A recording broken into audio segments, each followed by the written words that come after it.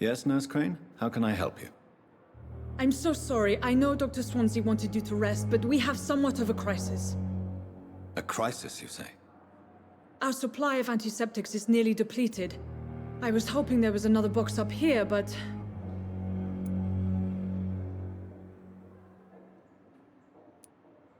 What type of hospital are you running?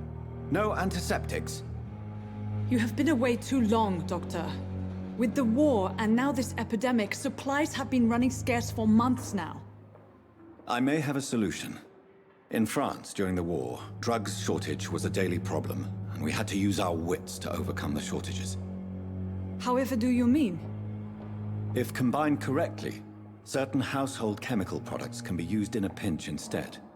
Now, where's the hospital storeroom? The storeroom? Fat chance. This is the Pembroke, and space is luxury we don't have. Everything used to be stored in the old morgue. Perhaps I should look there first. Where is this morgue? It's the large building behind the hospital. You'll need to go in the back door because it's been sealed off for sanitary reasons. Take this key. It opens a small back entrance at the end of a narrow street. The abandoned morgue behind the hospital. A small door at the end of a narrow street. On my way then. Thank you, nurse. Yes, Doctor? Exactly how bad is the supply situation here at Pembroke? It really depends. Dr. Swansea deftly works his society contacts for monies, but with the quarantine, well, we're in God's hands. Why then do you always work the nights? Don't you ever sleep? At the Pembroke, we're always hands on deck.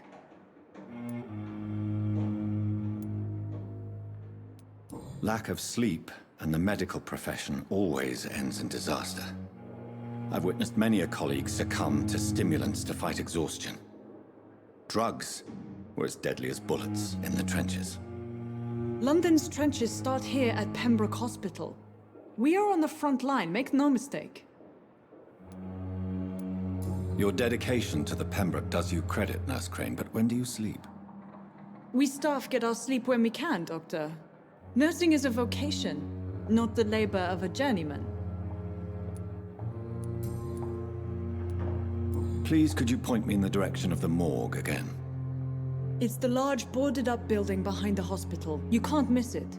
The key I gave you will open the small back door to it. That's all for now, Nurse Crane, thank you.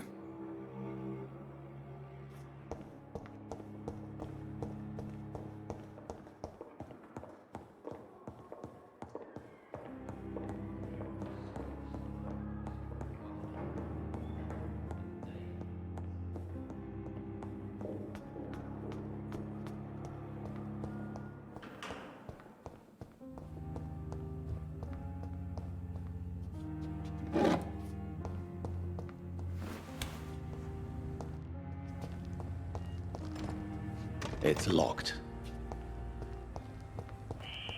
Scowl voices in the garden. I should investigate. If they were to find somebody...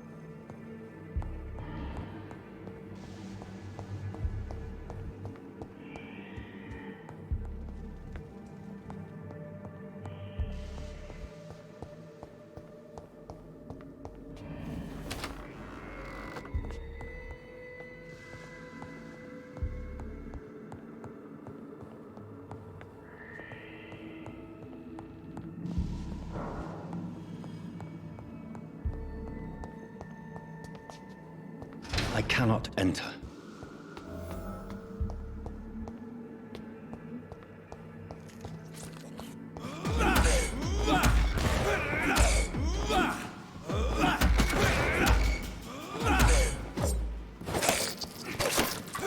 Behavior is similar to the infected William Bishop.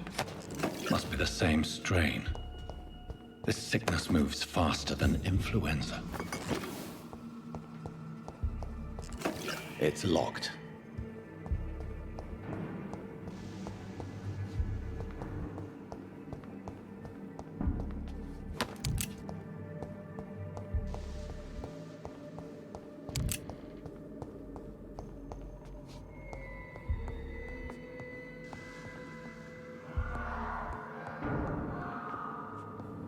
Balls of Mars, fortifiers.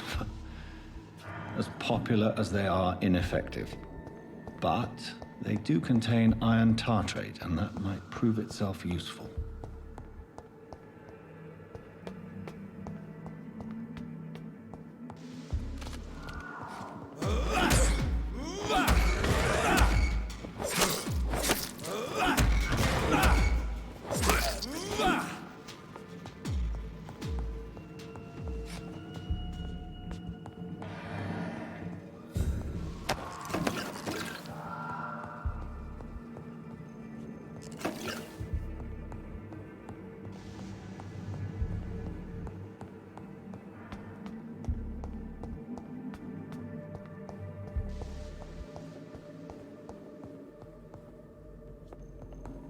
This key will surely grant me access to the basement.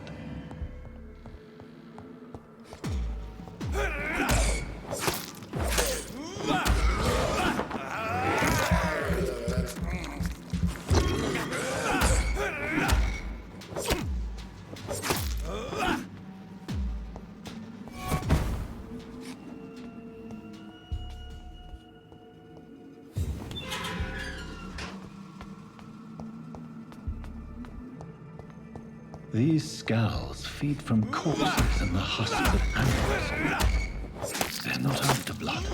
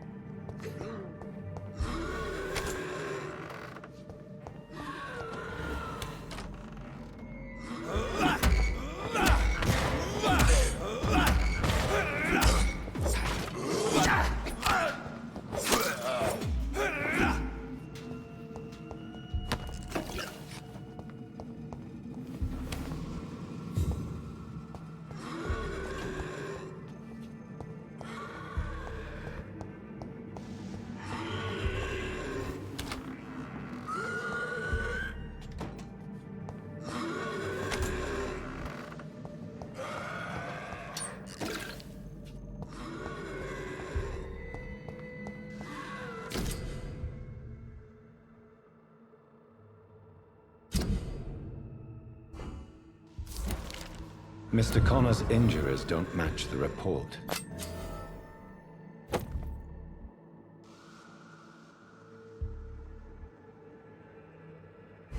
I'd better look into this.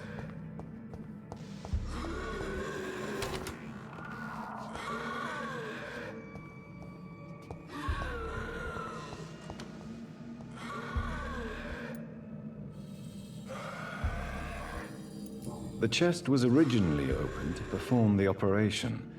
The sutures are clean, but the chest has been reopened.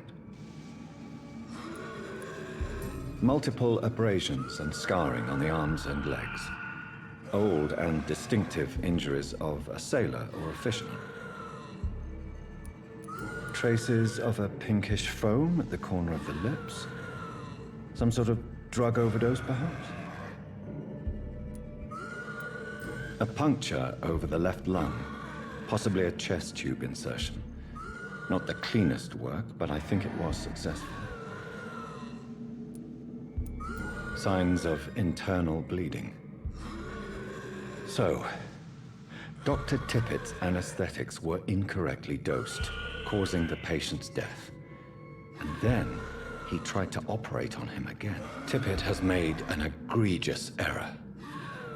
It's time we talked. It's locked.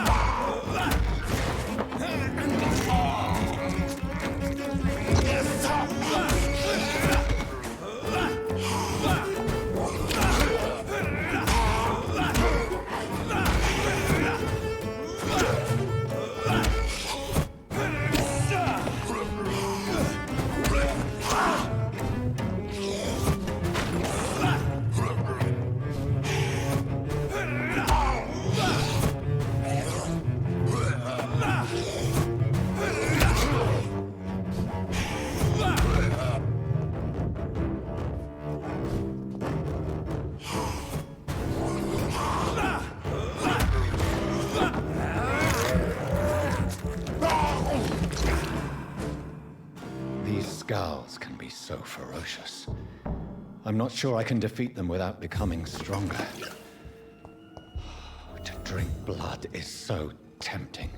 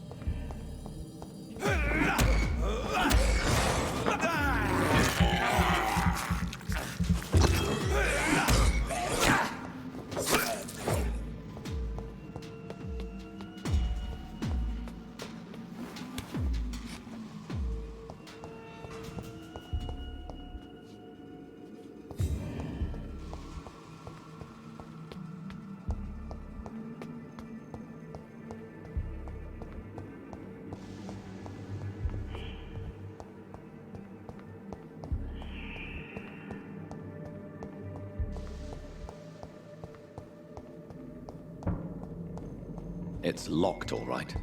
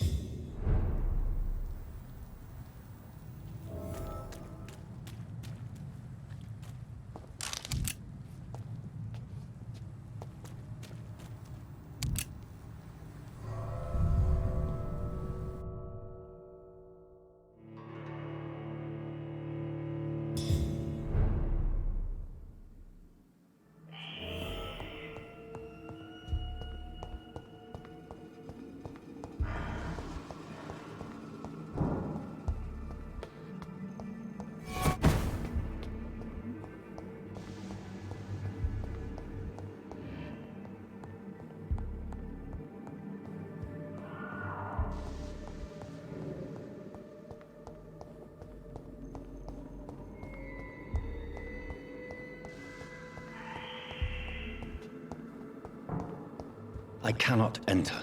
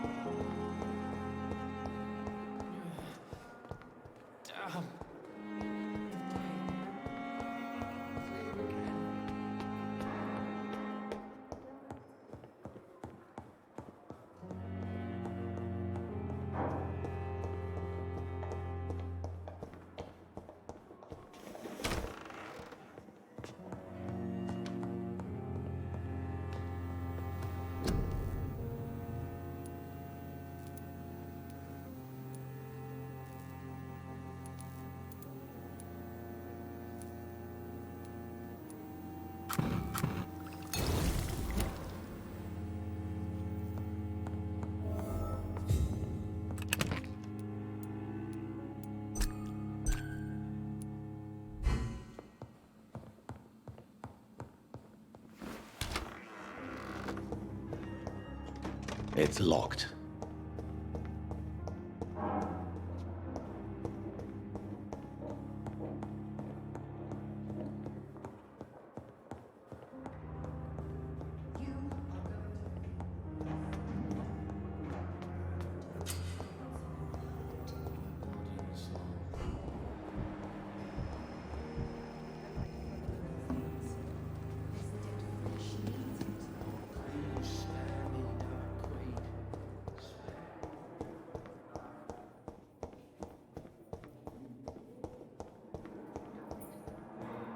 My sweet girl reads me like a book. So many deaths. Never could keep anything from her. Still more coming. How can we be sure we're making a difference?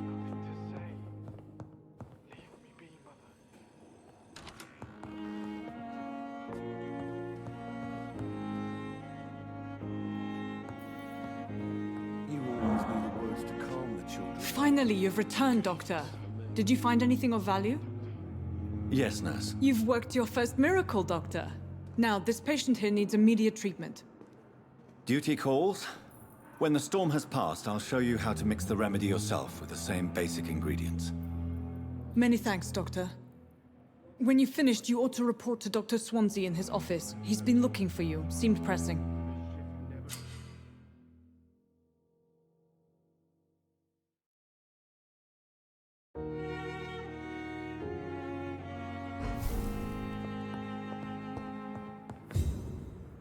Good evening.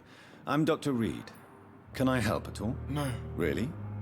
Why are you here, then? I don't want to talk. My throat hurts too much. I suppose that this pain is the reason you're here. Is someone taking care of you? Yes. And no. Could you at least tell me your name, sir? Mortimer. Mortimer Goswick.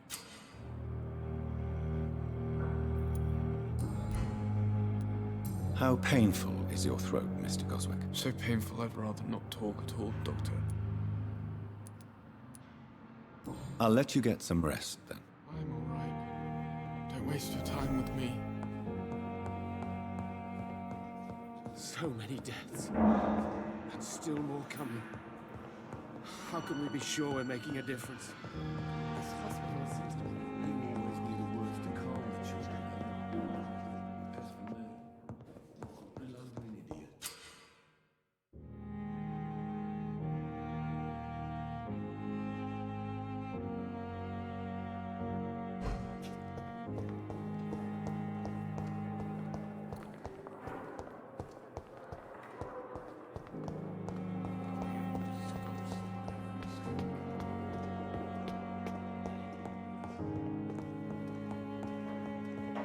I cannot enter.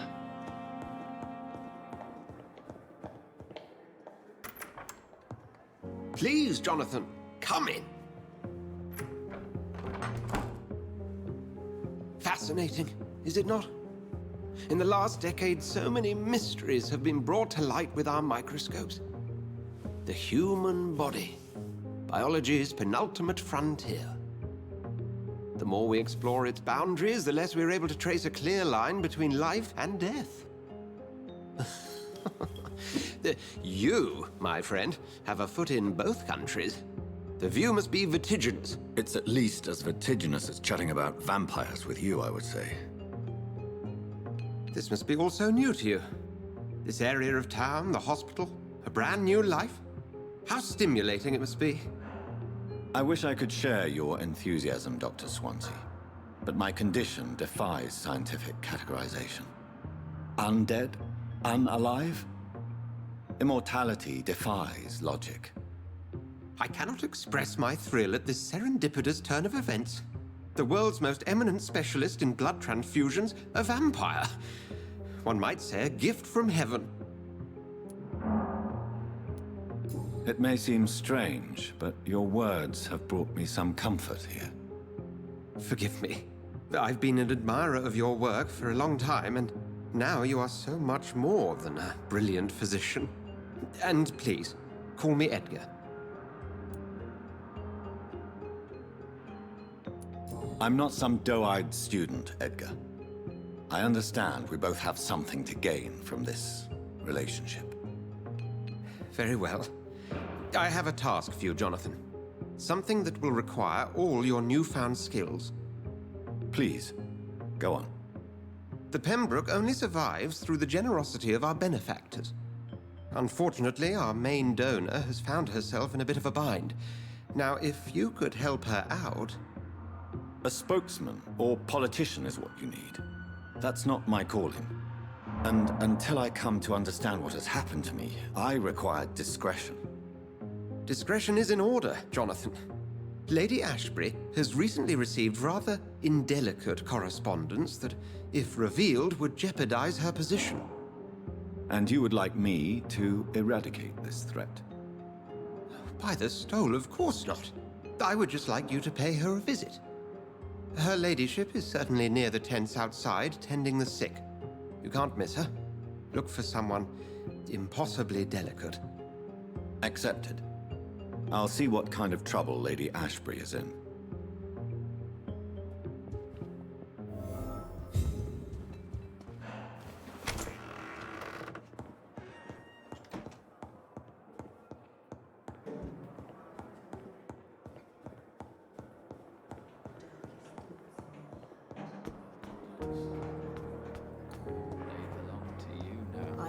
invested too much energy for so little result.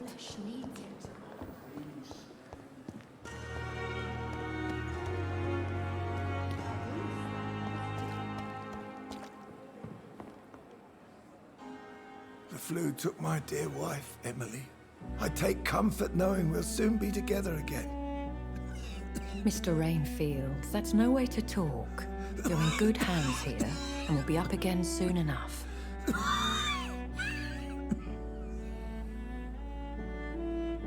Now do me a kindness and get some sleep. I'll be back round later. Your words are kind, the blessings of an angel. You're the sweet, sweet Lady of Mercy.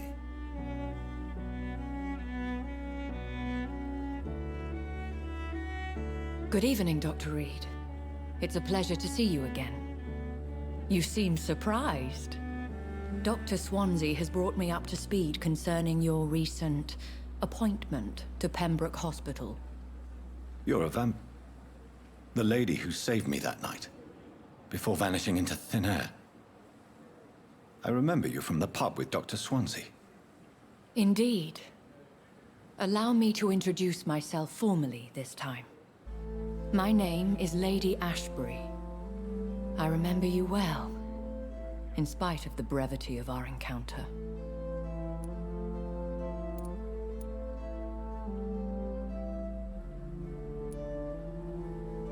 Apologies. You've taken me by surprise. I'm very happy to see you. The pleasure is mine, Doctor.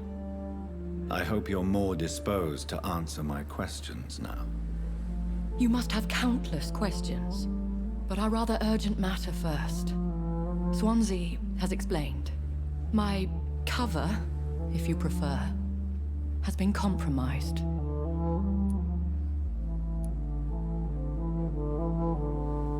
Pardon my boldness, Your Ladyship, but I have questions concerning this condition we share.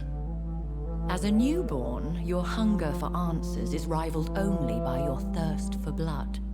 But the questions need wait. I'm a scientist. My trade is in the deciphering of mysteries, and I need information to feed my mind.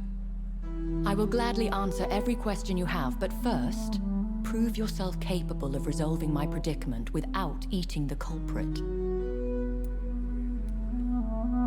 Have any of the patients given you trouble? These poor souls have so little left to live for. I do my best to ease their pain.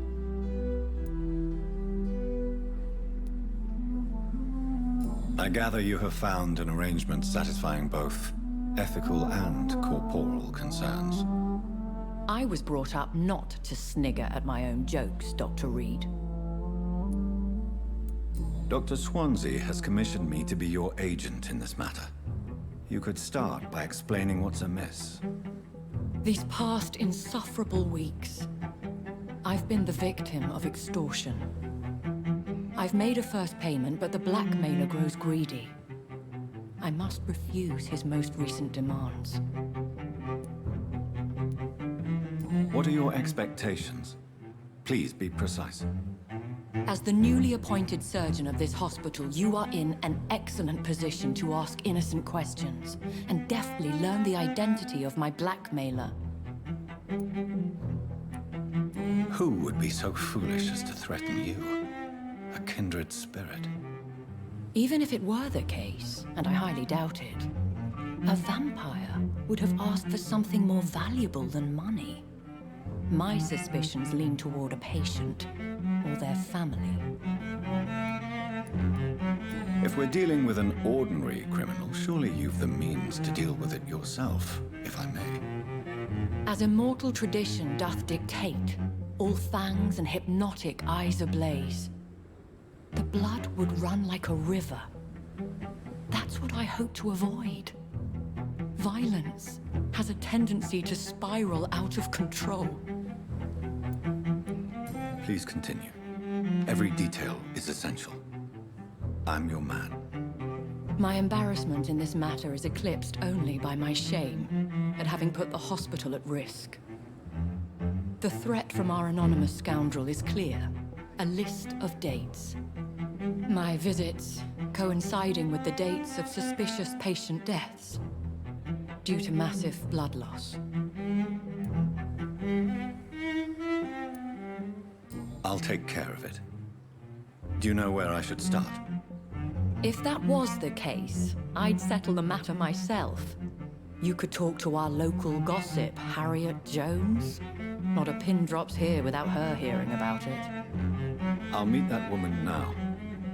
My life, as others know, is in your hands, Dr. Reed.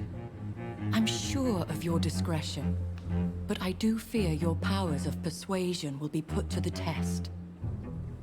When this is resolved, I'll be your obligé. I'll answer all questions in regards of your condition.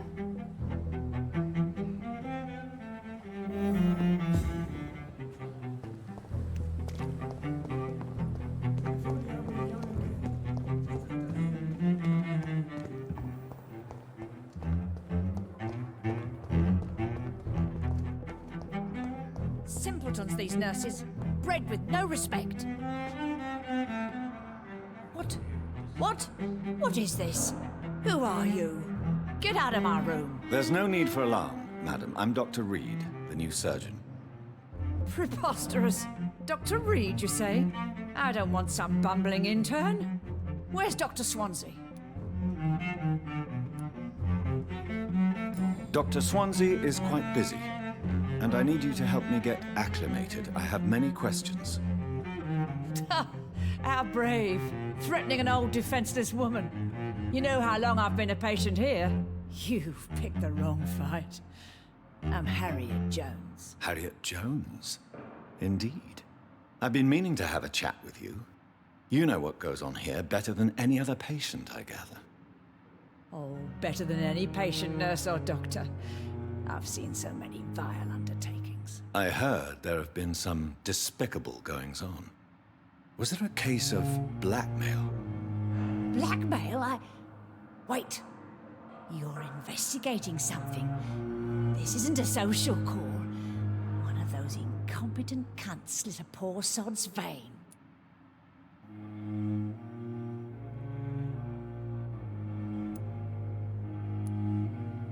If I didn't know better, Miss Jones, I'd be inclined to say you enjoy this type of idle gossip. God's honest truth, Doctor. It's just the way it is here. Most of these bitches would let you freeze to death before getting you a blanket. I assure you, madam, this is not an investigation into a possible medical error. Debauchery, then? Nurses Crane, Hawkins, Brannigans, whores, all of them. They can't keep their legs shut. I've seen them scratching slutty sores. Really? Well, if you have irrefutable proof, I'll not have the staff behaving in such a manner here. This is your business, Doctor, not mine. But I swear one of the nurses is cavorting with some man on hospital hours. Thank you for your time, Miss Jones. You've given me something to go on. See you on the next round.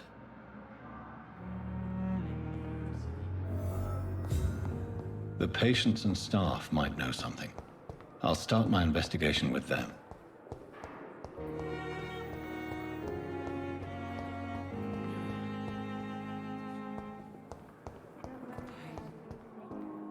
Here again.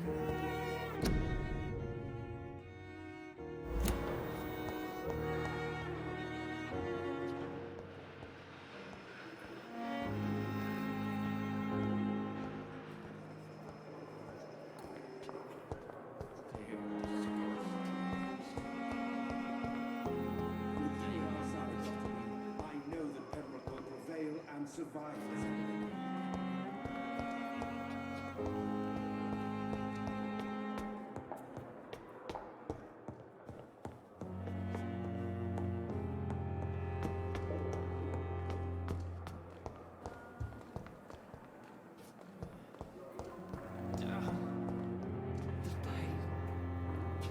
Here again.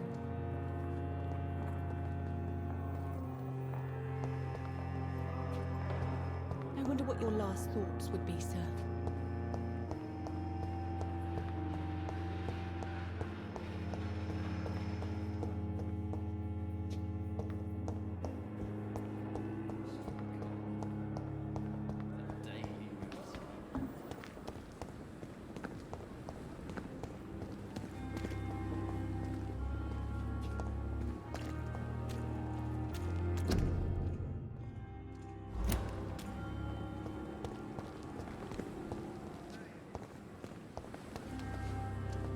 Good evening, nurse. I'm Dr. Jonathan Reed, the new surgeon here at the Pembroke. Dr. Swansea has already told us about you, sir. I'm Nurse Gwyneth Brannigan. Welcome to the Pembroke Hospital. Did he really? It's a good thing I wasn't hoping to keep a low profile. All members of staff have already read about your new blood transfusion technique. Dr. Swansea made sure of that. I see. Well, I'm a little surprised, but I suppose I'll just have to deal with this unexpected notoriety. You must know, blood transfusions are Dr. Swansea's primary subject of research. He is convinced it is the future. How are things here? Not good, to say the least. We're struggling against an invisible enemy, more lethal than any bullet from a gun. It's hard, Doctor. An invisible enemy? Quite a poetic term for a disease, especially from a nurse. Sorry, Doctor. These last few weeks have been exhausting. We could all do with a good night's sleep. Do you think this hospital can survive the epidemic? We are all volunteers here, and we're trying to hold fast, but how do we beat an invisible killer? Some nurses have already resigned. I'm not familiar with all the staff yet. Perhaps you could help me. Brilliant professionals, most of them. Dr. Swansea has a gift for recruiting talent. Most of them. Is there a problem I should know about, nurse? It would be inappropriate for me to speak ill of a colleague. Is there anyone that stands out? Well, I have never met someone as dedicated as Dr. Tippins. He should be a standard for us all here. If only he were younger. Why should his age be a problem? I guess it's fair to say he's always pushing himself to the limits. He just doesn't know when to stop and get some rest. Nurse Brannigan, if you do know something, please tell me. Anything you say will be held in confidence. No. I may disagree with some conduct, but in the end, everybody is doing their best.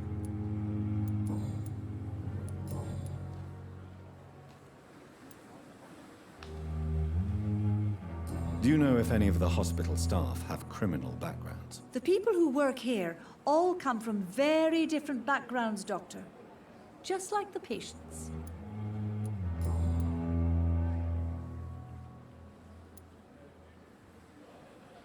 Tell me what Dr. Tippett did.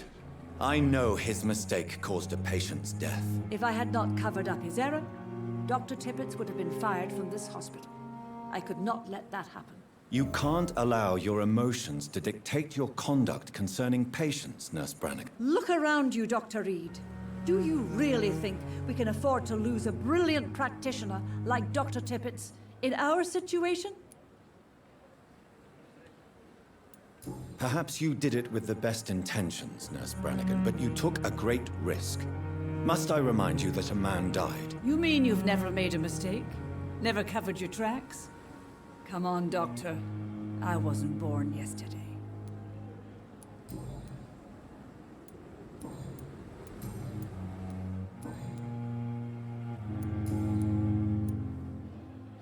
Have you seen a strange man visiting any of the nurses here? I've never heard of such a thing, Doctor.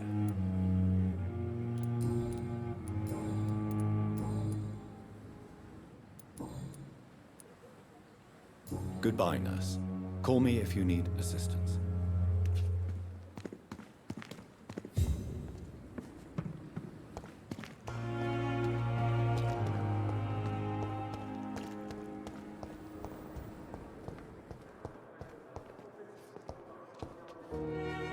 Good evening, nurse. Good evening, Doctor. I don't think we've been introduced yet. My name is Pippa Hawkins. And I'm Dr. Jonathan Reed. Dr. Swansea has recently offered me a position in this hospital. Well, it's a euphemism that your help will be appreciated, Doctor.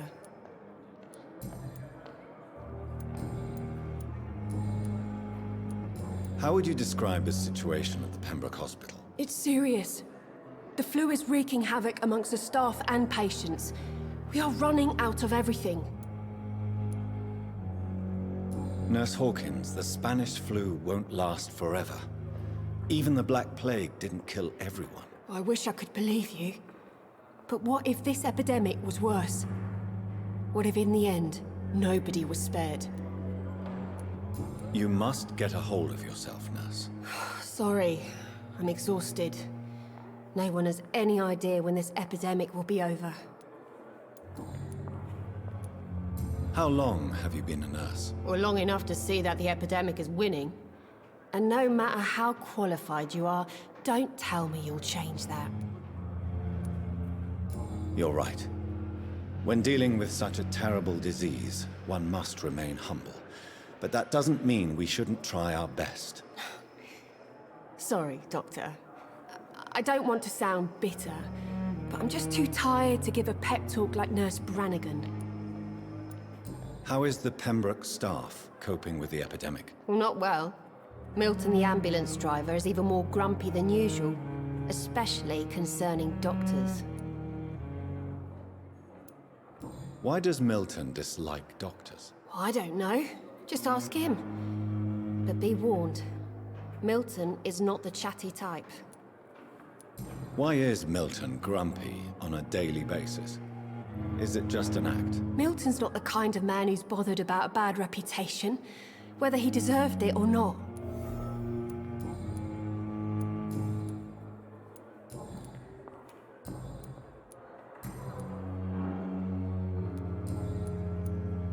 What can you tell me about the strange man visiting one of the nurses during her shift? Let me guess. You spoke with that old shrew, Harriet Jones. Do not pay attention to her, Doctor. She's full of fanciful tales.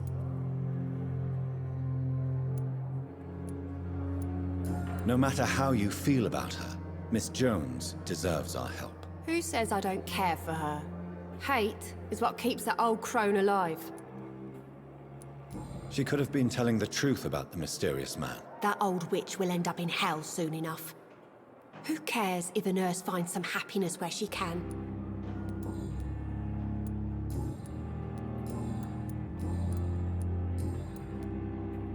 What can you tell me about the strange man visiting one of the nurses during her shift? Let me guess. You spoke with that old shrew, Harriet Jones. Do not pay attention to her, Doctor. She's full of fanciful tales. Goodbye, Nurse Hawkins.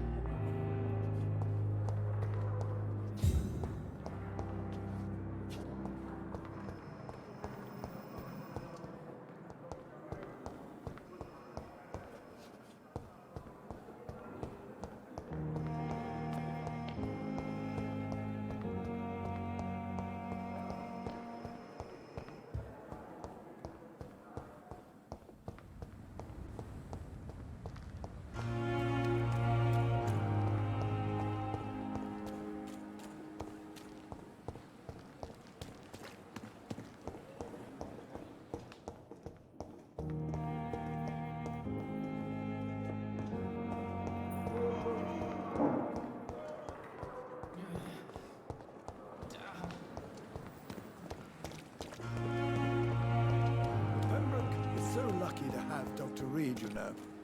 I met him in New York.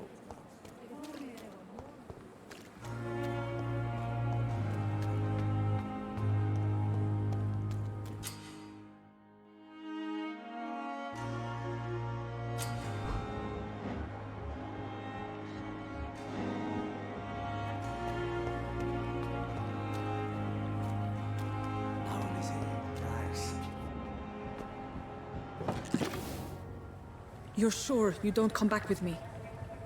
Nah, I have to see someone at the hospital. Be careful. You look so bad they may keep you as a patient. Fuck 'em. I don't like hospitals or doctors. Well then, when you go back to Whitechapel, you may find this useful. What is it? A pass for a free medical exam by the best nurse available. Just read it. I don't read well, but thank you, I guess.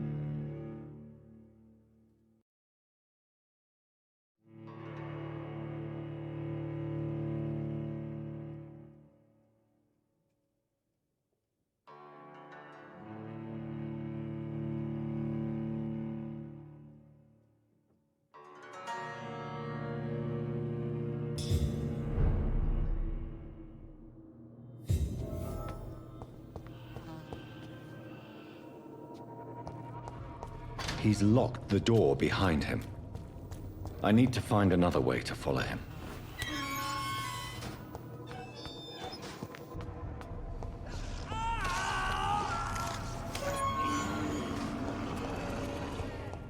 This man has been savagely attacked and dragged to the floor.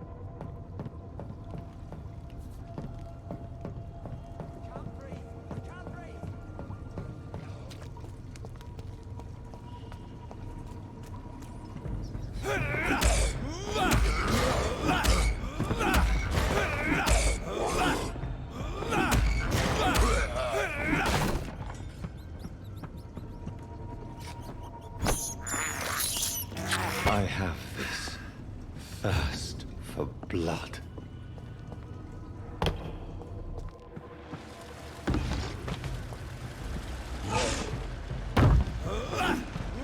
What sort of creature is this?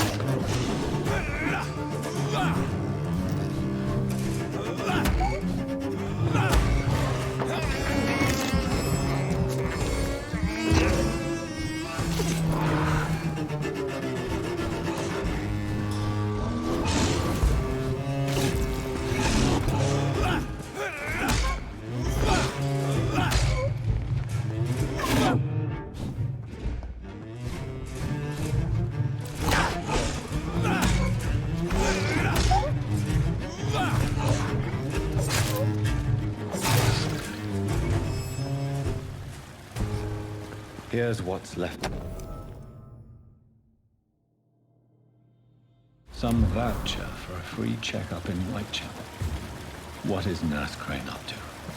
I really must find her.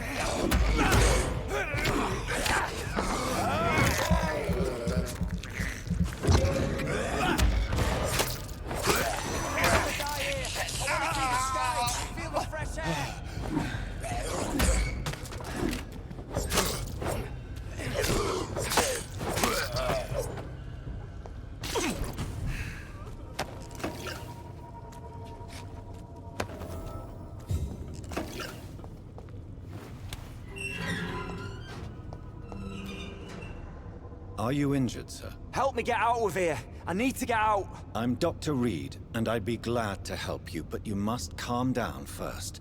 Please, take a deep breath and tell me your name. Okay. I'm Oswald Thatcher. Please, I need to get out. All right, Mr. Thatcher, you're safe now. Do you think you can reach the street by yourself? Yes, I do. Good. Now leave this place and enjoy the cool night air. It's quite invigorating. I'm sure you'll feel better if you do.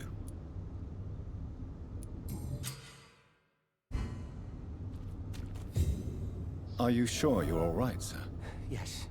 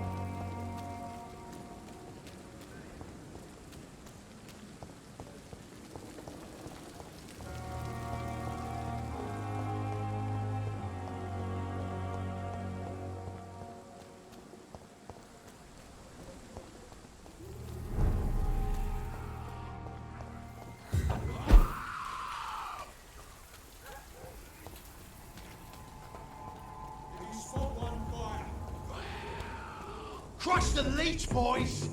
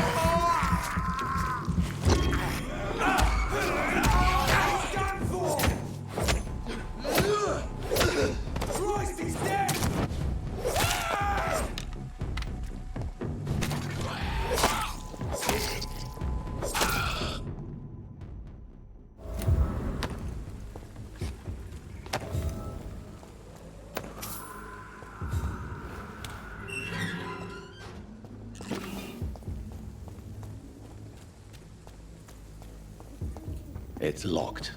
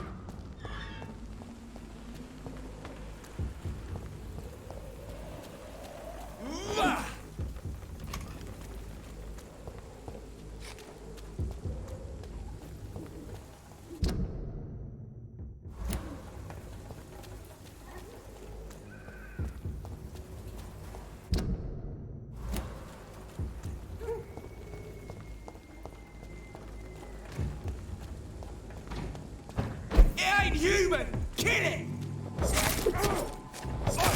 Burn it, boys!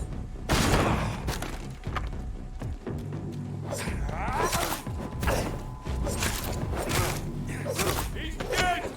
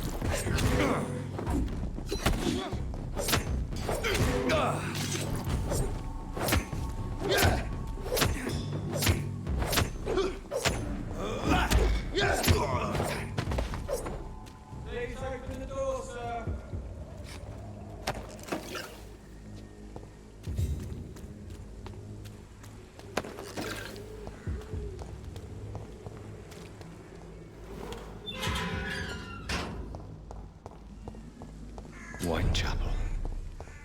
This neighborhood is linked somehow to the kind Lady Ashbury's blackmail. First, let's find this Petrescu fellow. You just keep drinking and throwing glass. Fuck you all! Fuck it all! Stop it now, Albert, stop it!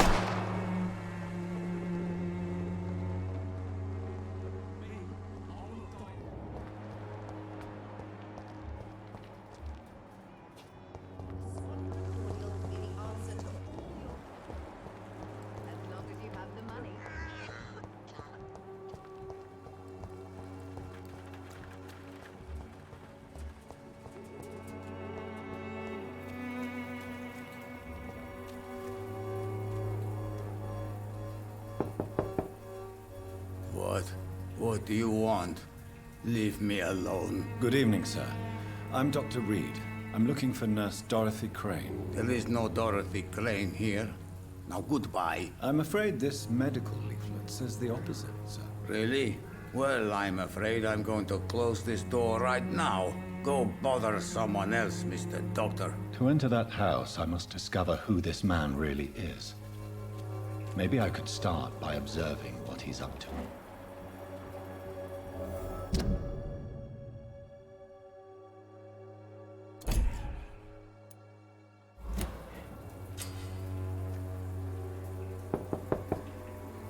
No one's there.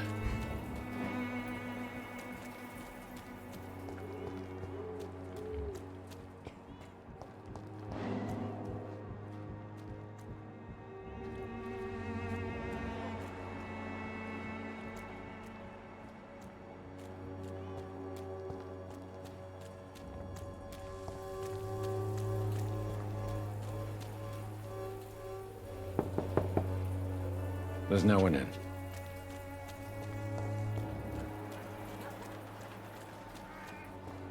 I cannot enter.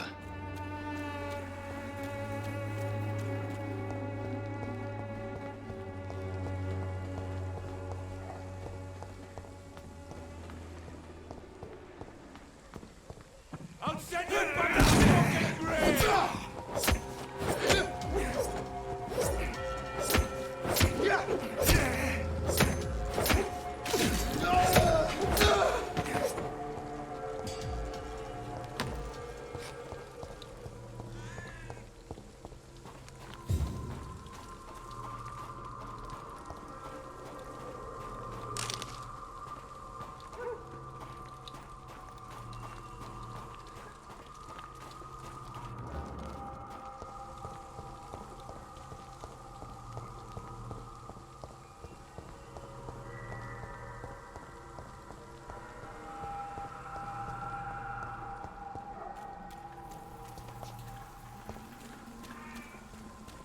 It's locked, all right.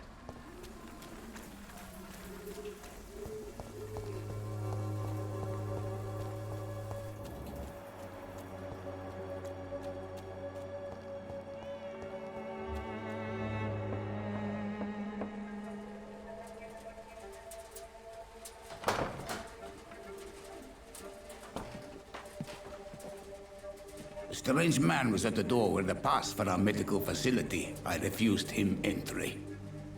Darius, how could you know he didn't need our help? His clothes were too finely tailored to be for Whitechapel. Perhaps just a friend of that stray poet who is always about. Richard Nethercott? No, not of the same cloth, this man. I suspect some machination from that journalist. Clayton Darby. Is he still asking questions? Yes. I saw him drifting around St. Mary's Church.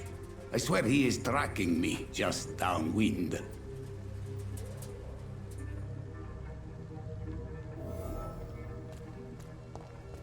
I must talk to that journalist or the poet.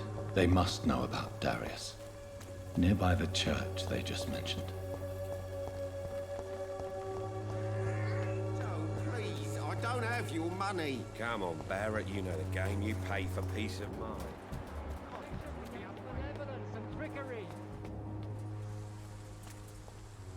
Forgive my interruption. Do not apologize, my son.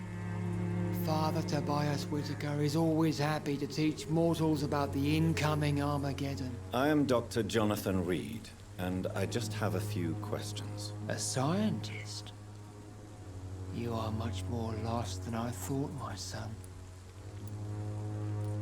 Do you know Nurse Dorothy Crane from the Pembroke Hospital? I'd like to know more about her. I don't like the liberal ideas of nurses, but I especially abhor that Nurse Crane you mentioned. Why do you hate Nurse Crane more than other nurses? Before coming to London, she was a member of the communist resistance in her country.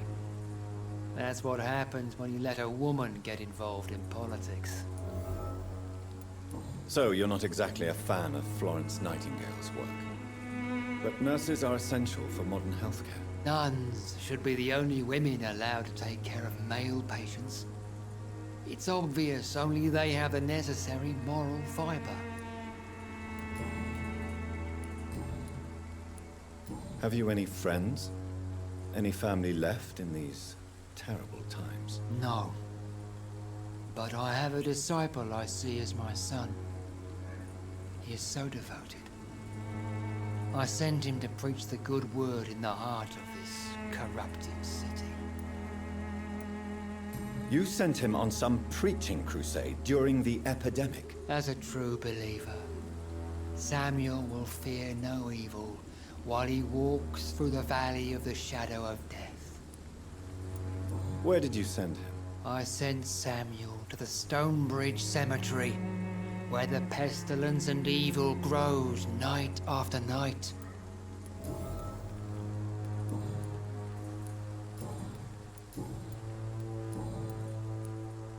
What do you mean when you say that I am more lost than you thought? All scientists are entangled in a world of causes and consequences. And most of them can't see the plain truth. Quite a judgmental opinion, if you ask me. But what do I know? Blinded by science as I am. But you are seeking answers, aren't you? Answers about the Armageddon about to strike the city. Answers about the hidden truth. I am. But the answers I seek are based on facts, not superstition. What do you mean when you say that I am more lost than you thought? All scientists are in... Quite a judgmental opinion, if you ask me. But you are seeking answers, aren't you? Well, I suppose I can spare a few minutes listening to your so-called truth. As a doctor, you must be aware of the decimating epidemic. But let me tell you that this so-called Spanish flu is just the beginning of the end. What do you mean? The beast is finally revealing itself, corrupting the flesh and the heart of men. With my own eyes I have seen them, those minions from the abyss. Really? And what would be your answer to this biblical threat? We must fight the disease before this legion outnumbers us. But not with scalpels and microscopes. No. What is left then? Cleansing fire.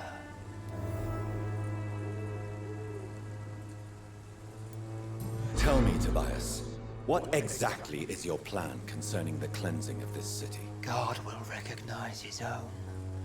More than once this city has risen from the ashes, hardened and purified by the flames.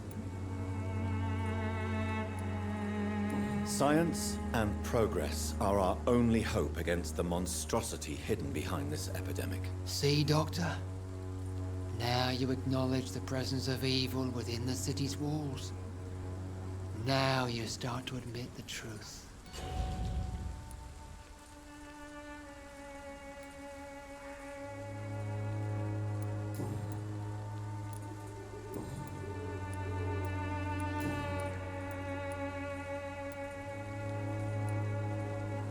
I have heard enough for tonight. Goodbye.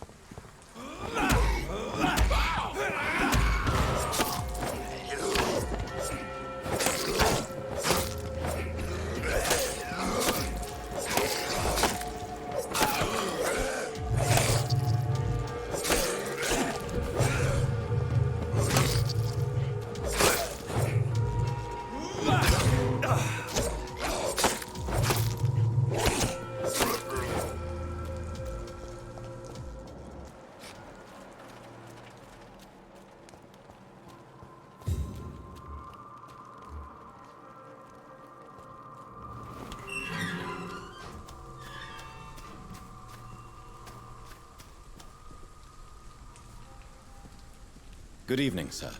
I'm Dr. Reed. I would like to ask you a few questions. Please be my guest. Although I may not be the best informant regarding this part of town, my words speak about that which the eyes cannot see. Really? Are you an artist of some kind? I'm a poet, sir. Richard Nethercott, at your service. May I ask you a few questions about the district? Extraordinary part of town, is it not? I'll be glad to help you, if I can.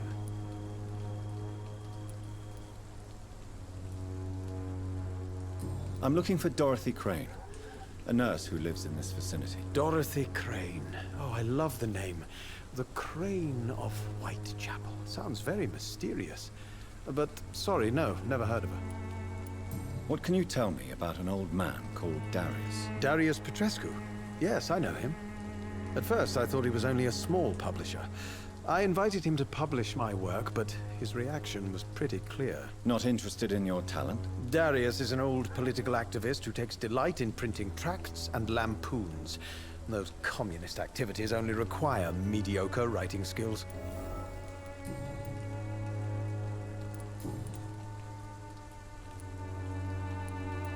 May I ask what you're doing at this hour of night, sir? Do you live here? Not at all. I'm just enjoying the pleasure of a quiet walk. Though night talks are always preferable, if you ask me. Especially with strangers. But are you not afraid of the epidemic? Oh, why should I? I see some equity in the Spanish flu. No flesh should be saved, say the scriptures. Good or evil, rich or poor, all are equal in the eyes of the flu. If you say so.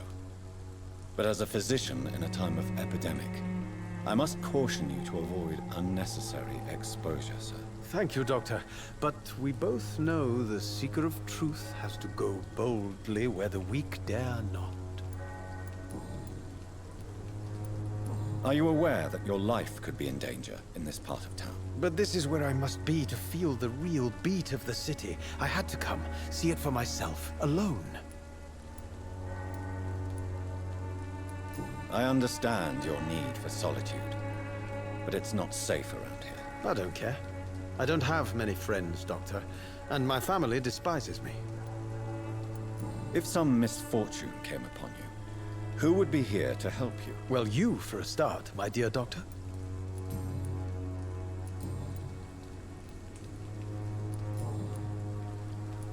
Tell me, Mr. Nethercott, why seek inspiration in Whitechapel? The place is not beautiful per se, but how to explain it? Stirring and challenging. In what way, exactly? The struggle by gaslight, the barren smiles and the arid hunger under the rain. If you say so. Such vibrant antagonism and vivid paradox. The stripped humanity raged across each street. Vivid, of course, yes. And what about the poignant distress? Oh yes, the poignant distress. You see what I mean, don't you? That's what I want to write about, and that's what Whitechapel is made of. Do you not think it a little morbid? On the contrary, sir. Whitechapel is full of life, full of beauty. Just like my dear muse, the wonderful Camellia. What can you tell me about Camellia? Not much. And that's the beauty of it. She can't speak, you know. She's a locked mystery who exhales kindness and sweetness. Perhaps you're just afraid to find out the truth about your muse. One day, perhaps, I'll ask her to come with me. But will she still be my wild flower of Whitechapel if she moves uptown? And have you ever tried to learn more about her? Where she lives? How she survives? Whom she may know? Maybe I prefer she remains an enigma. Reality can be so dull, don't you think?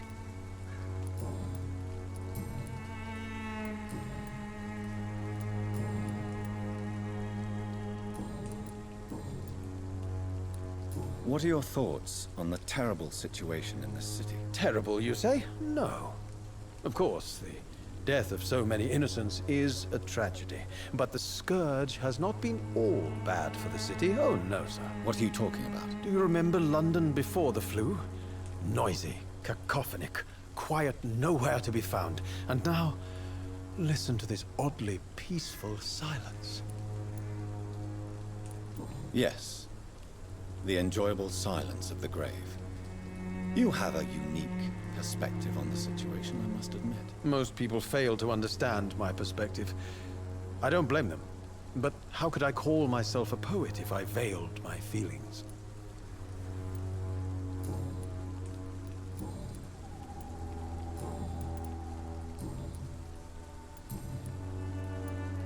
I'll leave you alone, sir.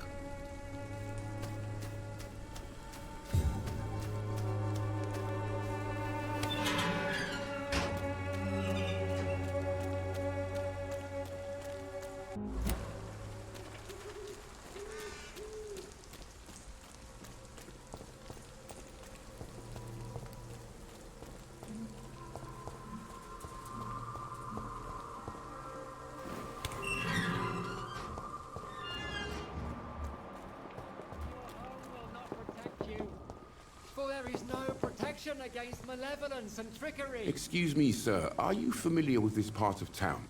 Name's Clayton Darby, reporter. Sorry, I'm new to Whitechapel. But perhaps you could help me since you're a journalist. My name is Jonathan Reed. Dr. Reed, the famous surgeon. I'll gladly help if I'm able, sir.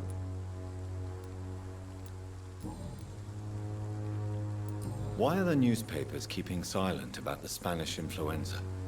It's as though none of you care. There's a war going on. People shouldn't be demoralized by news of deadly diseases. It's a disgrace.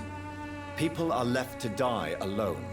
No one is properly informed of the risks. These are bad times indeed. So much for the glorious British Empire. What is a journalist doing in this borough after sunset? He goes where none of his colleagues would dare to go, to inform the country. That's quite honorable of you. But is the public interested? Not at all, sir. And that's why I'm an independent journalist, hoping to sell some stories. So you risk your life to reveal the truth. I saw many reporters do the same during the war. Whitechapel is the crucible of so many untold stories and tragedies. I want people to know them. Have you any idea of the danger you face in these streets at night? I've had to run and hide more than once from frenzied mobs incensed by the fever. Do you think the flu is really responsible for this, Doctor? I'm convinced there is more at work here than a simple epidemic. Really? To be honest, I could say the same. Some of the sick I saw or heard of. My God, what happened to them?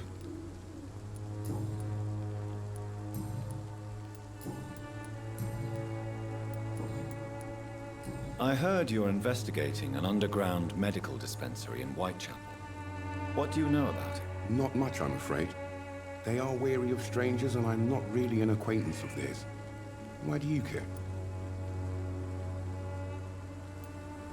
I'm a doctor, Mr. Darby. I care about everything involving public health and this epidemic. Are you sure you're not just concerned about the repercussions that a scandal involving a certain Nurse Crane from the Pembroke Hospital would bring? Without a doubt, you are a damn fine journalist, Mr. Darby. What do you know of her accomplice, a man named Darius? I don't know much about the man. He's very cautious. Never goes out. Doesn't seem to have any friends or family. He has no relatives at all? No. Except for that strange man, a poet named Richard Nethercott, who sometimes comes by. Darius would never let him in. Where can I find this Mr. Nethercott? He spends most of his time lurking around Whitechapel, talking to himself or declaring verses. These days, you can usually find him behind the church. He never goes out? No. A few days ago, he unexpectedly did. I followed him, but it was just a ruse to keep me away from his house. Really? How do you know? He went to the nearest mailbox, but just before posting his letter, he ripped it up and threw it away. Goodbye, Mr. Darby. Farewell.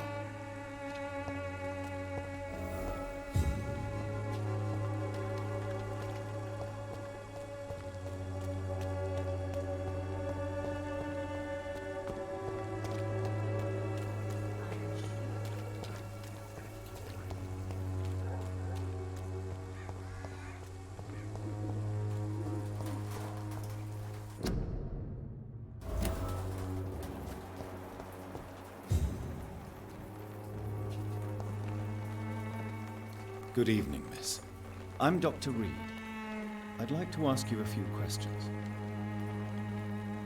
I know what you're thinking. A tall stranger who meets a girl in the street at night. It reeks of the penny dreadfuls. But I mean you no harm, truly.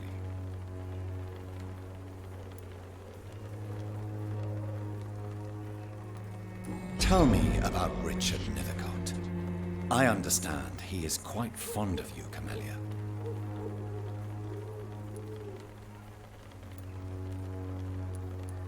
Camellia, I know you work for Dorothy Crane.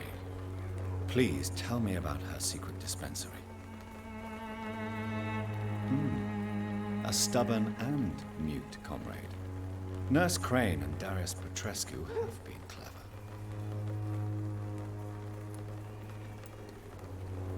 I know you understand what I'm saying. Your silence has nothing to do with you being mute, does it? Very well. Goodbye then.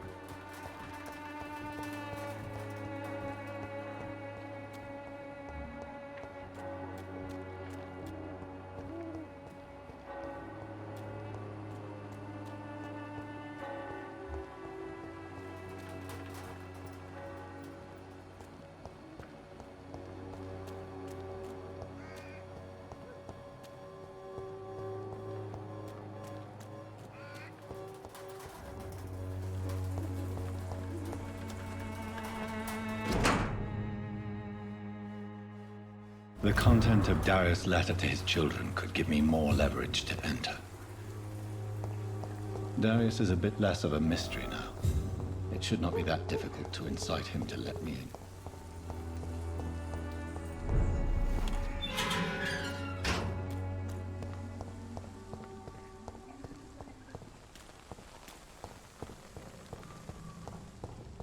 Leech spotted!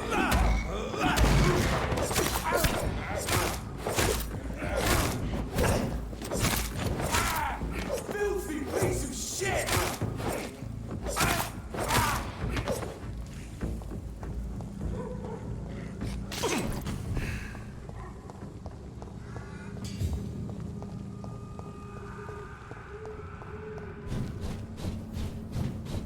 See them fancy clothes?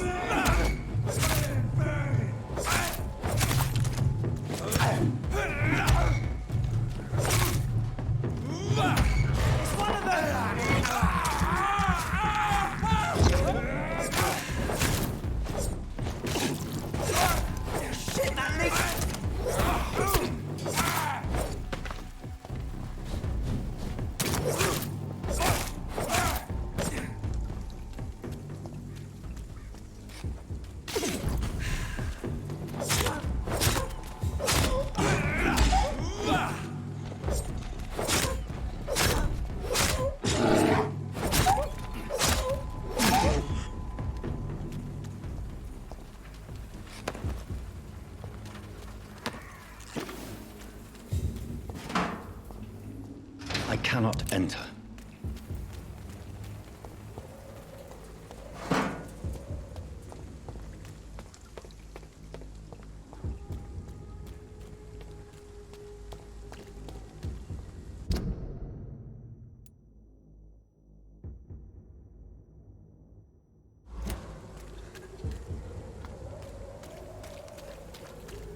It's locked, all right.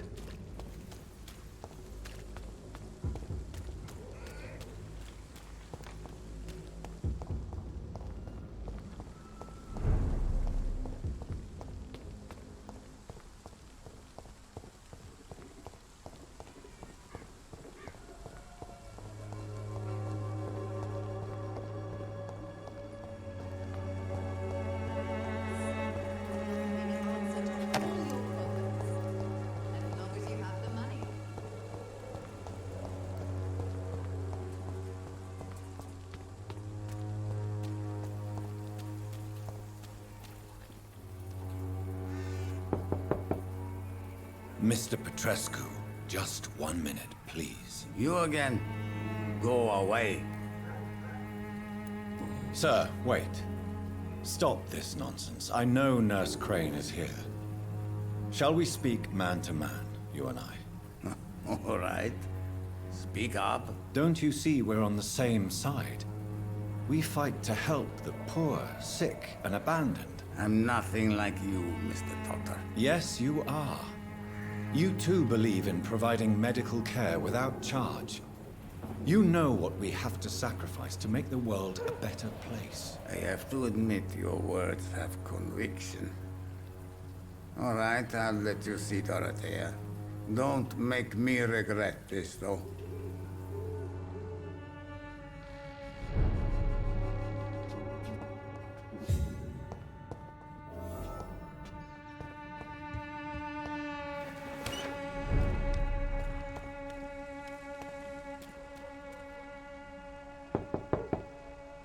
Hello, Mr. Petrescu. Hello, Dr. Reed. Come on in.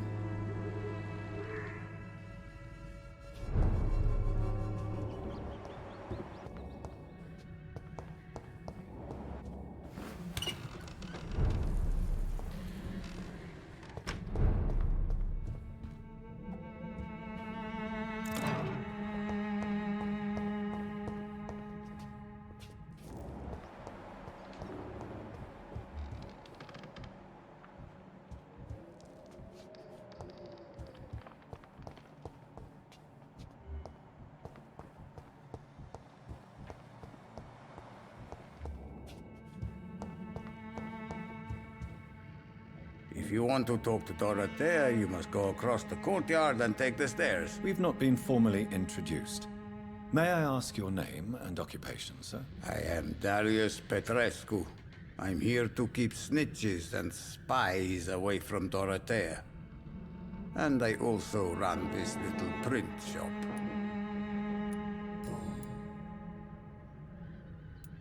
Tell me everything you know about Camellia, the mute florist. I do not believe in the afterlife, Doctor, but I'm almost convinced Camellia is an angel. She volunteered to give out our medical leaflets. Are you not worried for her safety?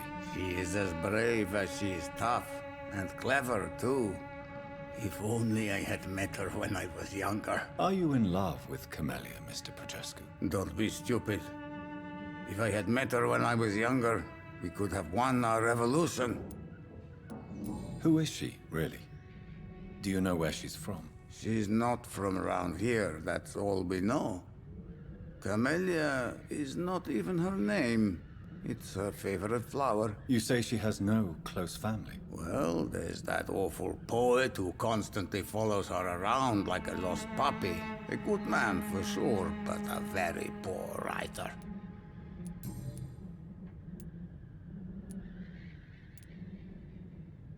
So Dorothy's real name is not Crane? Like myself and many people in this area. Dorothea is from occupied Romania. That's all you need to know. She seems important to the community. More than you can imagine. The West End does not want to hear of Whitechapel's misery. Dorothea is one of the few doing something about it. Goodbye, Mr. Petrescu.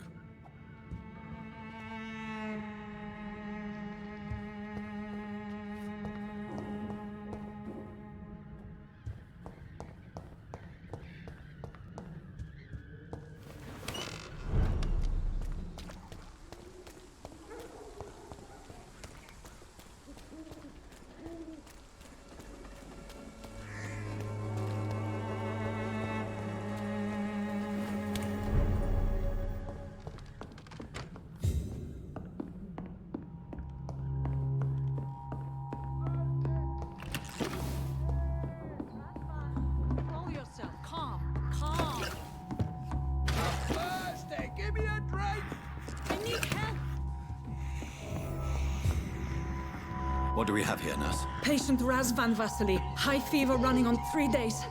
Complaints of dizziness, muscle aches, and head pain. Diagnosed with influenza. Treatment? Aspirin and salicin for the fever and discomfort. Liquids for dehydration, but he's having trouble keeping even water down. Aspirin and salicin, you say? Why not some warm milk and a kiss on the cheek? Where are the quinine salts? Tried buying, borrowing, even stealing. There's none to be found, Doctor. He's not convulsing, he's choking. He's not getting any air. Scalpel! Hand me that scalpel! What can I do, Doctor?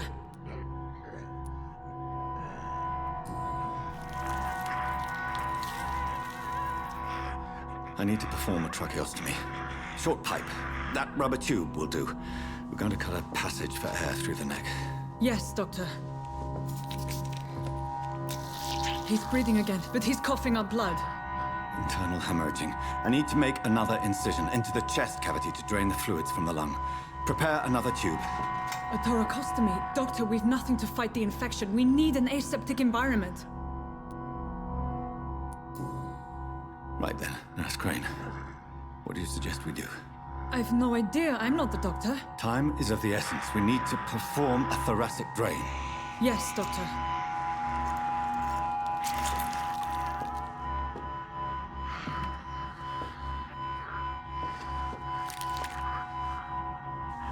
He's still bleeding, Doctor. I'm losing his pulse. The drain must have punctured the intercostal artery. There's too much blood. Are you all right, Doctor? I can't see.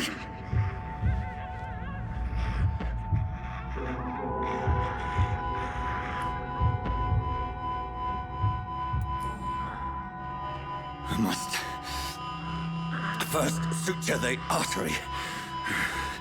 Find the wound. The source of the blood. Needle and thread, Doctor. Good. The stitches are holding. How's he doing? We're losing him. We've lost his pulse. He's dying, Doctor!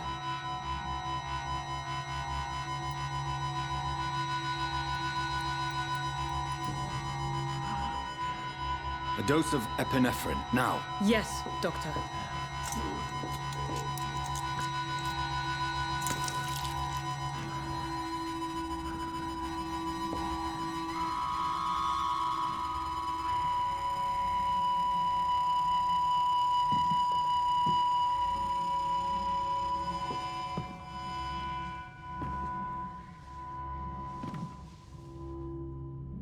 We've lost the pulse. He's gone, Doctor. Nurse, we did everything we could. Truly? Everything you could? Is that how you'll report this in your log? Is this how the war went? Piling up one poor corpse beside the next? This was not an influenza-induced seizure. I've never seen symptoms like these on the continent. Neither have I. But the previous symptoms leading up to this attack were the same, indistinguishable from the epidemic. No. There was something more vile in these reactions. Something primitive. There have been numerous reports of mental breakdowns caused by the fever that accompanies the flu itself, Doctor. Yes, but I'd best take some samples of the blood for analysis.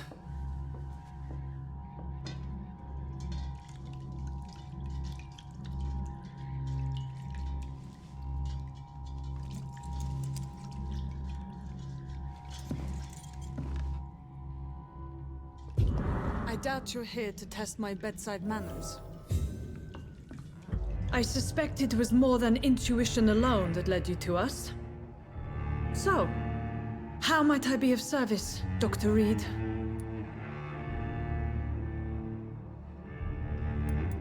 I've come to put an end to this insufferable blackmailing, Dorothy. Doctor, you think your warnings scare me?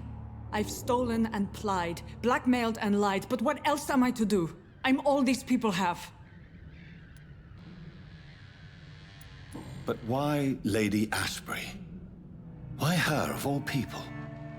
She's pristine and proper, all right. But that she-wolf in sheep's clothing murders the poor for sport. I have her where she belongs, and I'll milk her for all she's got. Dr. Swansea is a sensible and honest man. He wouldn't have refused your friend's care at Pembroke. It's easy for you to say, Doctor.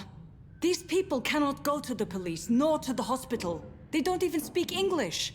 They depend on me for everything. So, the end justifies the means. Is that your defense? I know you're kind, Doctor. Just another fine-heeled, silver-spooned gentleman who was given the world on a platter. You know nothing of poverty. Nothing of the shame, the hunger, the loneliness. You've convinced me of the sincerity of your actions and their noble justifications. But all the same, blackmail is a crime, and it will stop, Nurse Crane. So, are you going to turn me over to the authorities?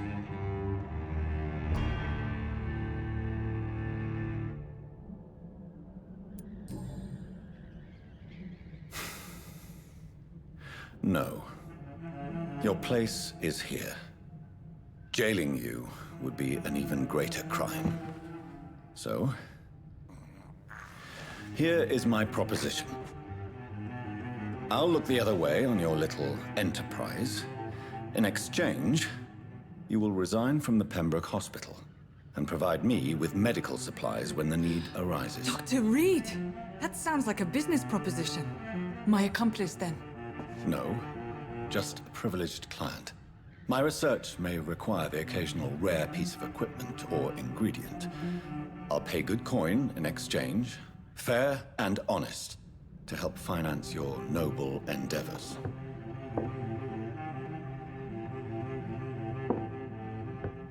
We have ourselves a deal, Doctor. Good customers are always welcome. Yes, Nurse Crane. We have a deal.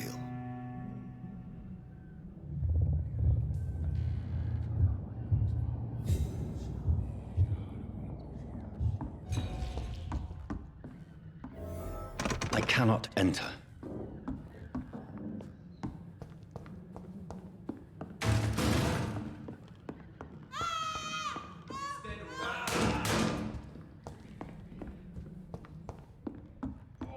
This one stinks already.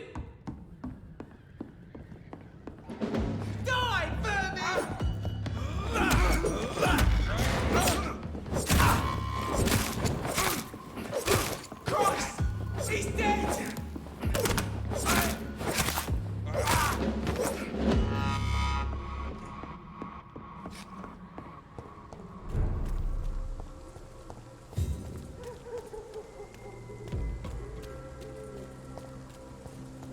Burn it, boys!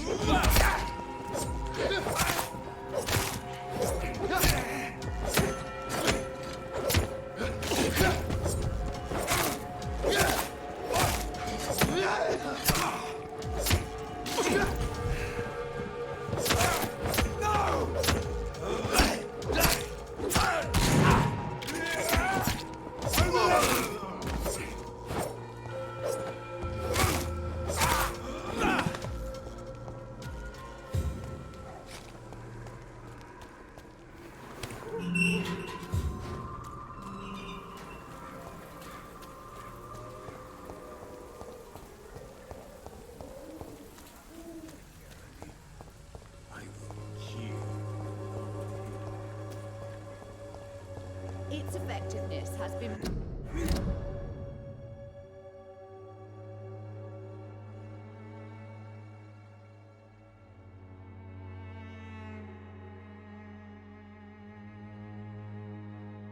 by many.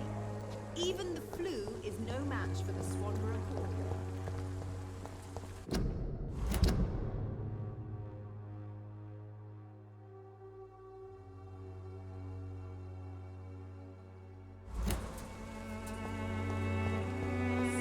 Cordial can be the answer to all your problems. As long as you have the money. Your life away.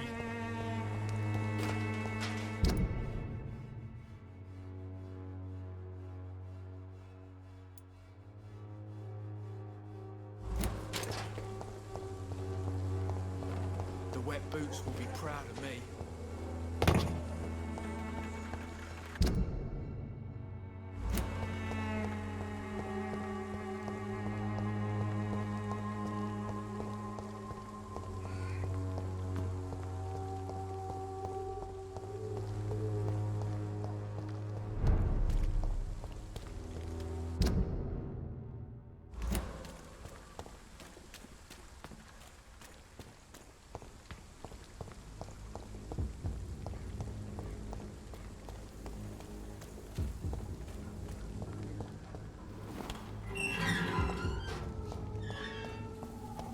Human blood.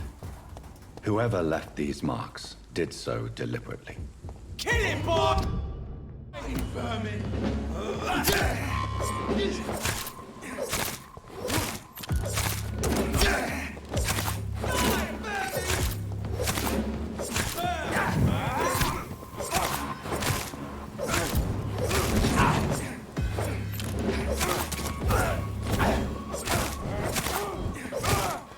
Fuck, he's dead! Crush the beast, boy!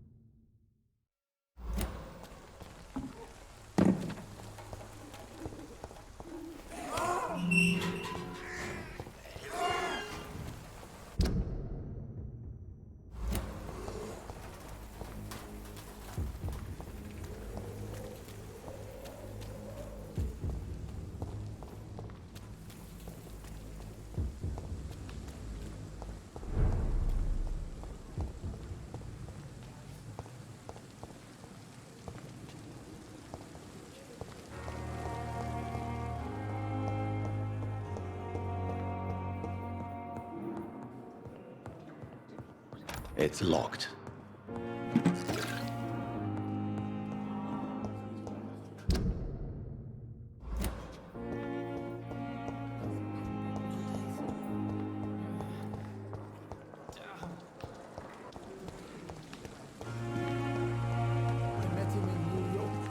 If only there were more of us, with less resignation and more determination.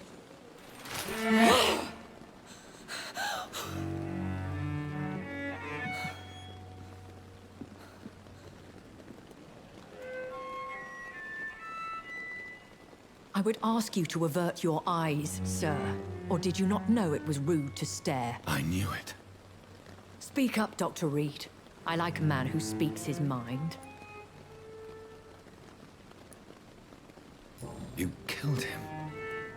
He trusted you. And you killed him. Spare me your sarcasm, Jonathan. You are but newly born in this world. We are vampires. We live by leeching the blood from weaker prey. We are Darwin's next chapter. His cynical and perhaps ultimate expression. The situation is somewhat awkward nonetheless. I have not been observed sustaining myself for many decades. I have to say I'm a trifle embarrassed. Anyway, I have concluded my inquiries concerning your blackmailer. I see. Please excuse my agitated state. Under normal circumstances, I wouldn't let anyone see me in this condition. I must confess I have not put an end to the blackmail, my lady. Unfortunately, I could not bring myself to do it. I'm so disappointed in you, Jonathan. I didn't expect this from you. Lady Ashbury, you yourself admitted how ridiculous the sum of money was. I can assure you, it was all used for charitable ends. Well, you are full of surprises, aren't you, Jonathan? All right, say I trust you, but you will still pay the ransom. That is only fair. After all, it was you who failed to bring this problem to a satisfactory conclusion. I believe I could agree to that. And since a lady always keeps her promises, I will now answer any questions you may have.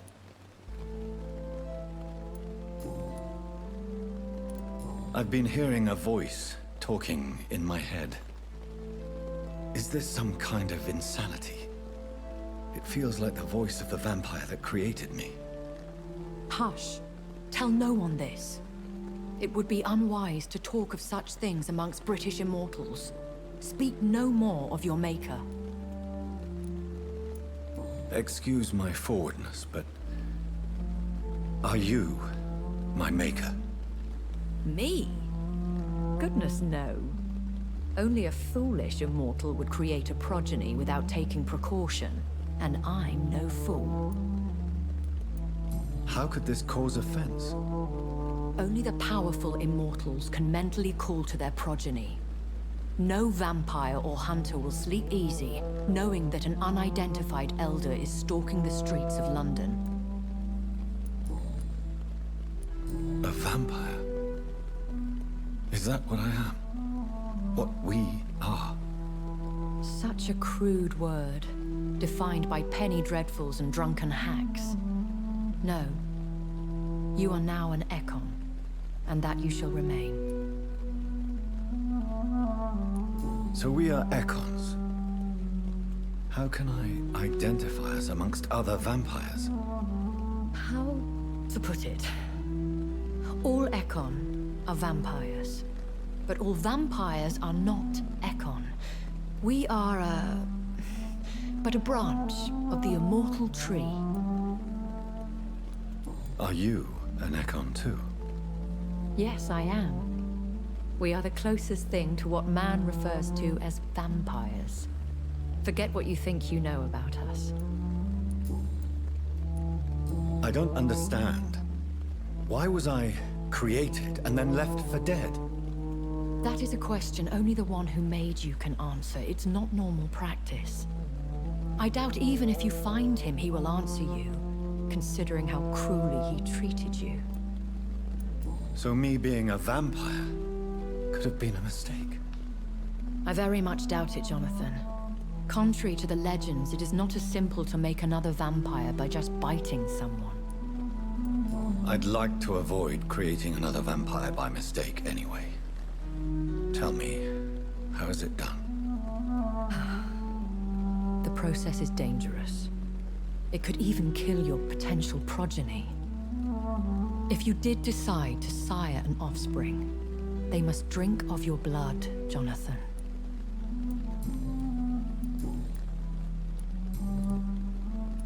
Why does Dr. Swansea allow you to feed on the patients of the hospital? Dr. Swansea is a good and compassionate man. He is trying to find a solution for our hunger. Until that happens, he is clever enough to understand that I only feed upon the dying. What do you know about this Brotherhood of St. Paul's Stole? The Brotherhood is well known amongst London Vampire Society. As long as our kind is discreet, and as long as they do not interfere, we have come to a mutual understanding. And no one suspected you of the murders? As you well know, suspicion has recently fallen on me of killing for pleasure. But you have my word, Jonathan. I take no pleasure in taking a life.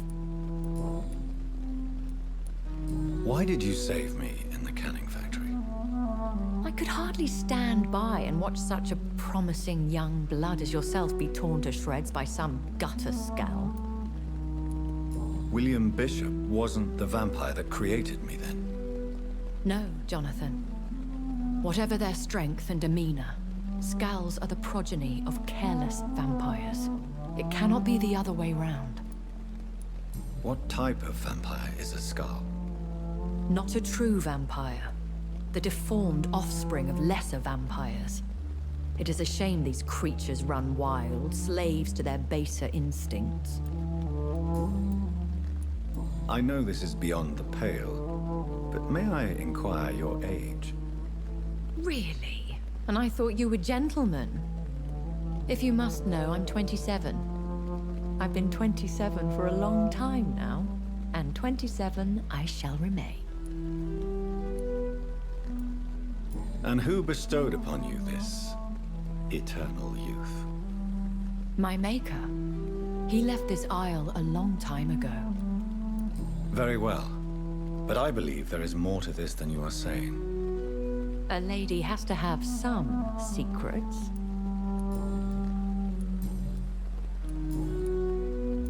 Are there many vampires here in London? Immortals are of a rare breed, and we often tend to hide. But you may occasionally meet some of us at night. Do you know any of them? Have you an idea of the identity of the vampire who attacked me? You mean your maker? No, Jonathan, I have no clue. But I fear he or she is as careless as cruel. To let you discover your new condition by yourself. What do you mean? Every now and then, you may discover an immortal in the deep of the night. But we are a rare and reclusive breed. Our progeny is almost never accidental. Will they all be as affable as you, my lady? I do not see why not. But remember, even the shark smiles before he bites. That sounds like a lesson from experience. Vampire politics are as intricate and sometimes tedious as a game of chess in a gentleman's club. I've learned from experience it is best to decline to play. When I awoke, changed, I was chased and attacked by vampire hunters. Prepared and well-trained. Though I can't be certain, more than likely it was the once glorious Guard of Priwen. Once glorious, but still dangerous. They have seen better days, but all fanatics are dangerous. You would be wise to stay clear. They are sworn to destroy our kind. You make them sound like some sort of cult. More a society, and like all the best ones, a secret society. I thought them almost gone, but it seemed they have been recruiting. I've been away from London and England for 3 years. This isn't the city I remember. Things have gone from bad to worse here, Jonathan. I've lived in this city for a long time, and I've never seen it like this. The Spanish flu has hit London that bad. Yes, but it's not just that. I've heard things.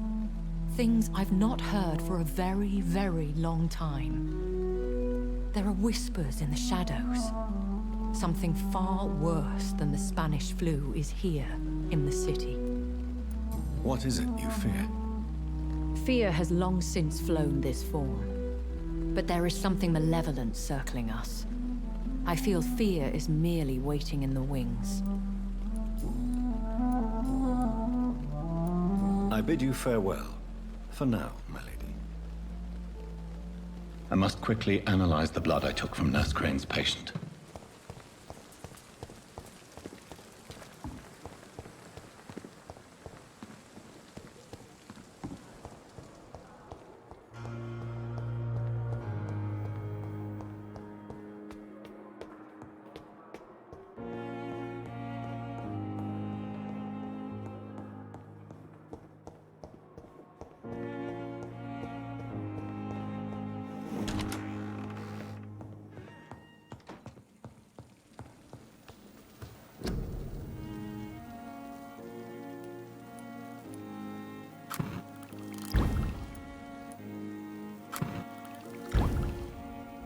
Razvan Vasily was infected by Spanish flu, but also has the highly unstable blood of the Scowls.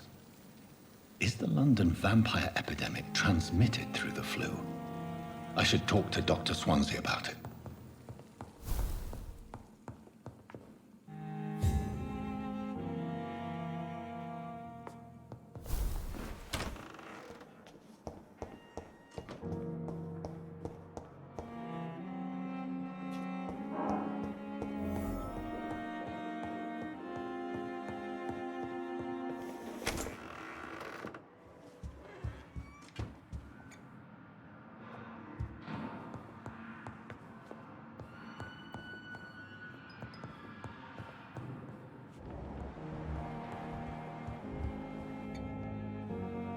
Evening, Edgar. Could I get your professional opinion? Please speak, but I have something important to tell you. This strain of flu, it's very different from the one I saw in Europe. It's downright peculiar. Really? What makes you say that? I've just looked at the blood of one of our recently deceased. I see. Do you have anything more to go on? This disease spreads and looks like the Spanish flu, but its effects differ greatly. The London strain is different from the continental one. This is very interesting. Did you find something else? I have a few leads, but nothing I can share for now. I need more time and more evidence. I'd be interested to hear your thoughts on the matter. There's a lot we're not seeing here, but it is spreading, and quickly. If we don't act, the whole city could be lost. But Jonathan, we've a fantastic opportunity sitting right here in front of us. A weapon of choice. What on earth do you mean? Why, you, my dear boy. With your expertise and your blood, we could isolate the properties that course through your veins. Think about the possibilities.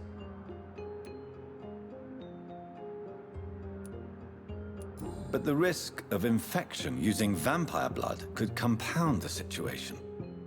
I know, but your blood now carries remarkable regenerative properties. With our minds and your blood, there's nothing we couldn't cure. We'll discuss this more later. Thank you for your time. No, thank you, Jonathan. But as I said, I needed to talk to you. I have some rather bad news. Yes? I'm afraid it's your sister. My sister? She's to be buried this evening at Whitechapel Cemetery. Your mother published the obituary this morning. I see. I'm sorry, Jonathan. Please accept my condolences.